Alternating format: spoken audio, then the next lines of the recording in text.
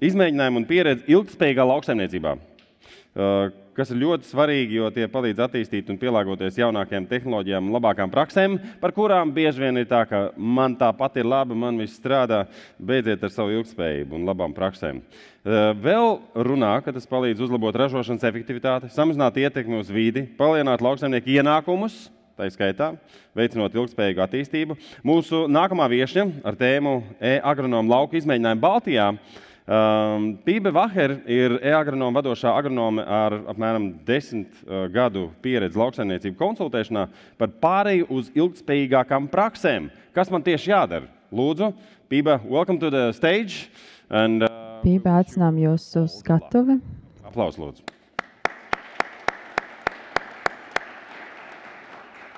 There you go, and good luck. Thank you. Hello, everybody. Labdien! Labdien. Last year I wanted to come here and say labas dienas, but... Pagājušajā gadā es arī gribēju atbraukt šeit un pateikt labas dienas, bet tad mani latviešu kolēģi pastāstīja, ka tas tomēr esot lietuviski. Nu, šogad es mēģinu trāpīt pareizi. Mans vārds ir Pībe Vaher, esmu agronome. Es strādāju lauksaimniecībā pēdējos 5 gadus. Es strādāju e-agronomu. Vēlos pastāstīt par mūsu praktisko pieredzi. Mēs tātad esam veikuši jau 3 gadus, esam strādājuši ar izmēģinājumiem. Ievadā es vēlos jums pajautāt un lūgt padomāt par to, kādi ir tie ierobežojošie faktori, kas ir jūsu saimniecībās. Vai tās ir nestabils ražas, vai organisko vielu samazinājums, vai tas ir saistīts ar augsnes veselību, vai kāds cits faktors. Kas ir tas, kas jums liek domāt par pārmaiņām, kad vajadzētu kaut ko mainīt jūsu darbā? Šodien es vēlos runāt par tādām svarīgākajām izmaiņām, par pirmajiem soļiem, kurus varētu veikt jūs savā saimniecībā. Tātad tas ir par tiešās sējas procesiem un sēdzēju augiem. Tad sāksim ar tiešo sēju. Kā jūs redzat, šeit ir vesels saraksts ar tām priekšrocībām, ko var iegūt, izmantojot šo procesu. Tātad pirmkārt, tātad ir palielinās, uzlabojas struktūra. Un, protams, viens no iemesliem ir slieku palielināšanās, jo sliekām nepatīk metāls, viņam nepatīk, ka tiek uzarta un izcilāta zeme. Jūs varat būt veiksmīgs un ka kādi tārpi šie sliekas izdzīvo, bet parastajā aršanā. Bet izmantojot tiešo sēju, protams, augsne netiek traucēta. Šīs sliekas palīdz arī sadalīt organiskās vielas, izbūvēt šos tuneļus un uzlabo augsnes stāvokli. Bet tātad augsne uzarot uz īsu brīdi, protams, uzlabojas tā situācija, bet ilgtermiņā tas tomēr tā nav. Tātad slieku šos tuneļus izmantojot augi tos var izmantot saknēm, tos arī var izmantot kā ūdens uzkrājēju. Mēs, protams, redzam arī to, ka zemes augsnes erozija samazinās, jo izveidojas tāds mulčas slānis, ar ko tiek pārklāta augsne. Samazinās arī CO2 emisijas. Un dabiski tas arī, jūs ietaupat arī degvielu un ietaupat arī laiku. Mēs esam veikuši dažādas izmēģinājumus jau vairākus gadus. Paskatīsimies uz šo 20 2023. Gada izmēģinājumu dienu. Mums piedalījās 100 latvieši. Varbūt kāds var pacelt roku tie, kuri piedalījās mūsu izmēģinājumu dienā. Vismaz 5 no jums ir bijuši pie mums ciemos. Tas notika Igaunijas dienvidos 6. septembrī. Mēs sējām ziemas kviešus. Tātad sēšanas dziļums bija paredzēts 2,5 līdz 3 cm. Šeit jūs varat redzēt arī šo tehniku, ko mēs izmantojām. Es īsti nezinu, kā izmantot šo ierīci. Man nepārslēdzas slaidi. Nu, tad es izstāstīšu sīkāk par šo. Tātad šeit mēs esam izmantojuši dažādu tehniku. Daži no tehnikas nebija tiešās sējmašīnas. Šeit jūs varat redzēt šo sarakstu, kas ir latviešu valodā. Tātad man šķiet, ka zaļais ir tas, kur mēs neizmantojām, kura salmi nebija atcēti, un oranžais stabiņš, kur salmi tika atcēti. Un oktobrī mēs apskatījām šo rezultātu. Tātad plānotais rezultāts bija raustītā līnija. Šeit ir pavasarī interesantākais. Te mēs redzējām, kāds ir šis lauks, kur šeit jūs varat redzēt, ka galvenais ir, protams, atkarīgs no augsnes veida. Šeit jūs varat redzēt, kur turējās ūdens, kur augiem bija grūtāk ziemu izdzīvot, bet mēs jau pie šī atgriezīsimies. Šeit apakšpusē ir šis agrodrona izmēģinājums. Tas bija vairāk tā kā joks, bet tas diezgan labi rezultātus uzrādīja. Mēs pavasarī saskaitījām rezultātus. Tātad kopumā augiem bija vairāk vietas, tad viņi labāk attīstījās. Ja viņi bija ciešāk sasēti, tad viņi mazāks bija rezultāts. Šeit tātad ir ražas rezultāts. Jūs redzat, ka tas nav no visa lauka, bet aptuveni pusi. Aptuveni pirmā puse, kur mēs ņēmām paraugus tātad ražai. Šeit jūs redzat, ka diezgan labi parāda to, kas parādījās pavasarī. Bija tātad daži lauciņi, kuros bija grūtāk augiem augt. Aptuveni tātad vidējā caurmērā daudzums bija 9 tonnas no hektāra. Nākamajā gadā, 24. gadā, mēs izmēģinājumus veicām Igaunijas ziemeļos. Bija tātad lauksaimnieki, kuri teica, ka pēc tam, kad sēja kviešus pēc rapša, tas ir ļoti vienkārši. Tātad mēs nākamo lauciņu izmēģinājumu veicām pēc ziemas kviešu novākšanas. Te mēs redzam, ka arī tātad 9 tonnas no hektāra bija rezultāts šai ražai. Bija daudz, diezgan biezs šis salmu slānis. Mums nav vēl pagaidām rezultātu. Mēs tuvojamies ziemai. Bet mēs tātad skaitījām augus. Tātad sarkanā līnija ir plānotais rezultāts, un zilais ir tas, kas ir šobrīd sasniegts. Tas, ko mēs esam iemācījušies no šīm izmēģinājuma dienām, es nevaru teikt, ka kāds no sēšanas veidiem ir labāks par citiem, bet tas, ko mēs esam uzzinājuši, ir, ka kaut arī daudz dažādas sējmašīnas tiek sauktas par tiešās sēšanas, bet katra tehnoloģija atšķiras un ir tātad sējmašīnas, kuras uzvar vairāk šo lauku, bet tās īstās tiešās sēšanas mašīnas ir tās, kuras vismazāk uzrok zemi.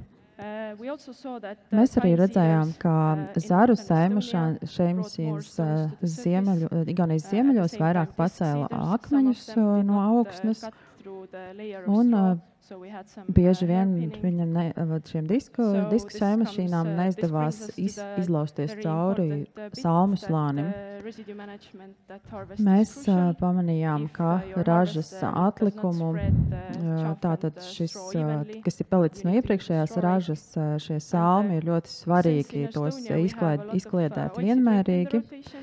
Nākamais tas, ka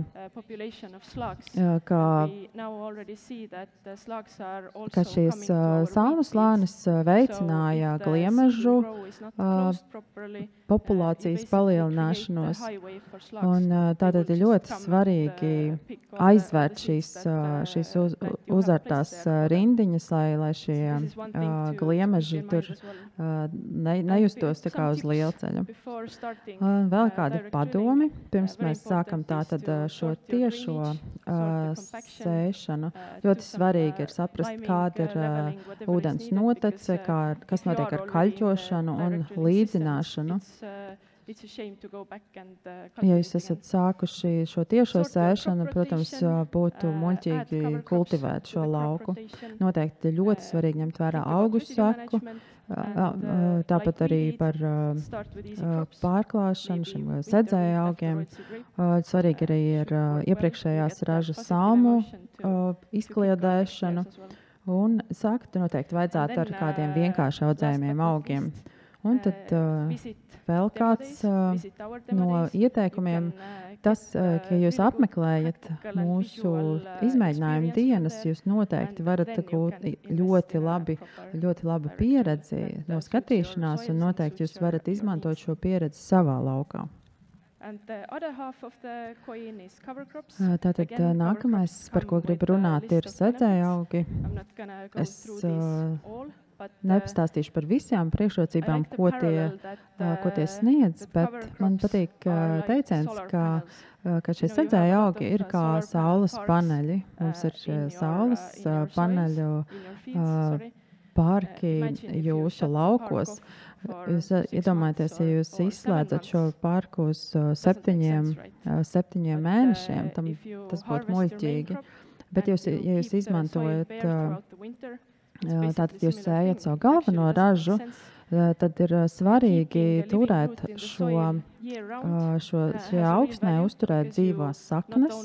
Un tas nozīmē, ka ne tikai šo saules gaismu jūs noķerat un iestrādājat zemē. Tā dabiski nonāk zemē. Mums bija arī sedzēju augu izmēģinājumi Igaunijā, Lietuvā un Latvijā, Polijā. Es zinu, ka sākumā teicu, ka runāšu arī par Poliju, bet es tomēr nestāstīšu par Poliju. Es runāšu šodien par Latviju un Igauniju, par šīm labāko Baltijas daļu. Sākšu ar Igauniju. Mums bija ļoti daudzveidīgs izmēģinājums, bet es pastāstīšu par šo interesantāko. Šogad mēs pārbaudījām dažādas sēšanas tehnikas un sēšanas laikus. Mēs sākām 22. jūlijā. Mēs izmantojam sistēmu Outcast, kas ir izkliedētājs, kur mēs izmantojām šo tādu augu miksu. Tālāk mēs tātad izkaisījām sēklas ar harvesteru. Tad mēs veicām 8. augustā galveno sēšanas dienu, kur mēs izmantojām dažādas sēmašīnas. Un bija šīs tiešās sējas, Vederstats, dažādi šie kultivātori ar nelielu sēklu tādu kasti, kas bija pievienots sēmašīnai. Tātad mums bija arī šie dažādie sēšanas laiki. Mums bija ļoti laba sadarbība ar mūsu lauksaimniekiem. Un šie sējas laiki tātad bija ar 2 nedēļu atstarpi. Par rezultātiem mēs bijām ļoti pārsteigti, ka mūsu pirmais sēšanas datums mums likās, ka būs vislabākais rezultāts no visagrāk iesētajām sēklām. Kas tad tur īsti bija? Mēs daudz par to runājām un domājām, un rezultātā izdomājām, ka iespējams, ka šī izsēšana bija nevienmērīga. Iespējams, ka sēklas palika kaut kur nezālēs, ieķērās. Un tajā lauka daļā, kur mēs sākām, tas bija ar zemāku auglību. Un saliekot kopā šīs idejas, mēs sapratām, ka iespējams tādēļ mums tas rezultāts nebija tik labs, kā gaidīts. Bet kopumā mēs pārējais viss ritēja pēc atbilstoši mūsu gaidām. Un es varētu teikt, ka Weatherstadt un Terrano šie mini sējmašīnas ieguva diezgan līdzīgus rezultātus. Mēs arī aprēķinājām sēšanas izmaksas atkarībā no tehnoloģijām, no izmantotām aprīkojuma. Aptuveni 50 līdz 80 eiro par hektāru. Tātad ir jāievēro, kādas tad ir šīs izmaksas. Un te arī var redzēt, cik ļoti svarīgs ir sējas laiks. Tālāk dosimies uz Latviju. Mums bija 3 izmēģinājumi, bet es mazliet pastāstīšu par visinteresantākajiem rezultātiem. Jūs jau paneldiskusijā dzirdēsiet stāstus no tiem 3 lauksaimniekiem, kas piedalījās šajās izmēģinājumos. Bet tātad šeit ir tie sēklu maisījumi, kurus mēs izmantojām, bet es vēlos parādīt šo. Tātad bija 2 izmēģinājumi. Viena bija tātad Mārtiņa saimniecībā, un šis bija Kalvis saimniecībā. Jūs redzat, kā biomasas ir atšķirīgas. Es apmeklēju arī šo izmēģinājumu. Tas bija ļoti iespaidīgs rezultāts. Tātad ir ļoti skaisti biezi sauguši šie sedzēja augi. Bet, ja jūs paskatāties par šajā analīzē, biomasas analīzē, jūs varat redzēt, ka ir ļoti interesanti šie rezultāti. Es nevaru teikt, ka tātad jums ir 300 kilogramu kālija, kas tiks piegādāts nākamajiem augiem, kas tiks sēti pēc šiem sedzēja augiem. Ja tur nebūtu iesēti šie sedzēja augi, tad šās kālijas nenonāktu augsnē. Es domāju, ka ir ļoti svarīgi šeit arī skaitīt šos zaudējumus vai saprast, cik daudz jūs zaudētu, ja jums nebūtu šīs dzīvās saknes augsnē. Tad mazliet par to, ko mēs iemācījāmies no šiem 3 gadu ilgušajiem izmēģinājumiem. Tad mēs redzam, ka sedzēja augi nav īstermiņa ieguldījums, tas ir ilgtermiņa ieguldījums augsnes veselībā. Plika augsne, tas nozīmē, ka notiek erozija, ir zaudētas iespējas un barības vielas izskalojas. Tā kā šis augšanas veģetācijas laiks Baltijā ir ļoti īss, tāpēc ir ļoti svarīgi izmantot tādas sugas, augu sugas un šķirnes, kas ir ātri augošas. Un ļoti svarīgi ir arī šīs biomasas palielinājums, un šī biomasa palielina augsnes auglību. Tas, ko mēs vēl esam uzzinājuši, ka herbicīdu atlikumi augsnē var samazināt auglību. Mums bija tāda Igaunijā izmēģinājums, kur mums bija 3 dažādi veidi herbicīdi izsmidzināti, bet pateicoties tam, ka mums bija diezgan lietainas dienas, līdz ar to tas izskalojās. Bet iepriekšējā gadā mēs redzējām, ka facēliju ļoti ietekmēja šies pesticīdu lietojams. Labāk izmantot ir šo sedzēju augu dažādu augu maisījumu, jo tas ir risku menedžments un tā viens otru papildina. Tātad, ja ir facēlija bez pākšaugiem, tad viens cits rezultāts, bet ja ir abi šie augu veidi, tad facēlija ļoti labi aug un viens otru tie papildina.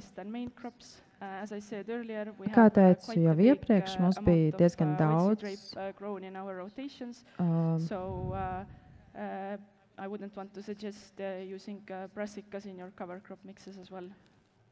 And last but not least, tātad pēdējais šie sedzēju augu izmantošana un tiešā sēja, tā ir vienas sistēmas divas daļas, kuras ļoti svarīgi ir izmantot kopā.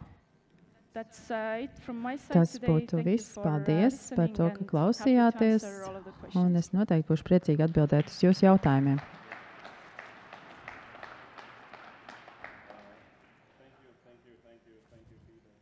Oh, my fault. Thank you, Piva. So we have one question very specific again. So talking about Man ir kādi ļoti īpaši jautājumi. Runājot par jūsu saimniecību, vai jūs izmantot zaru sēmašīnu vai disku sēmašīnu? Ļoti interesants jautājums. Tad pirmkārt es skatītos uz augsnes veidu. Smagākas augsnes labāk apstrādāt ar zaru sēmašīnām. Tad vispirms es skatītos, kāda ir augsnes veids, tad kāda ir salmu slānis.